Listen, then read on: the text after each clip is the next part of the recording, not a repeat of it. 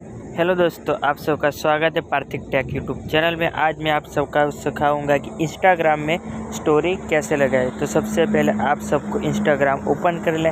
Open करने के बाद यूआर स्टोरी पे क्लिक करना है, ठीक है। उसके बाद आपको कोई भी अपना जो चाहो फ़ोटो ले सकते हो। उसके बाद आपको यहाँ अपना नाम या लोकेशन कोई भी डालना चाहो तो डाल सकते हो, ठीक है, स्टोरी में। और यहाँ स्टिकर का भी ऑप्शन आता है। बहुत सारे स्टोरी लगाने में बहुत सारे फीचर आता है, ठीक है। तो आप चाहो तो यहाँ से स्टोरी, लोकेशन, किसी को मेंशन करना चाहो अपना फ़ोटो तो कोई भी चीज़ कर सकते हो, ठीक है। और यहाँ से अपना इफेक्ट भी लगा सकते हो। मैं तो यहाँ लगा नहीं रहा, ठीक है। और यहाँ से अपना जो भी चाहो यहाँ म्यूज़िक सर्च भी कर सकते हो और लगा भी सकते हो। यहाँ से मैं टेम्पररी एक म्यूज़िक सिलेक्ट कर रहा हूँ, ठीक है।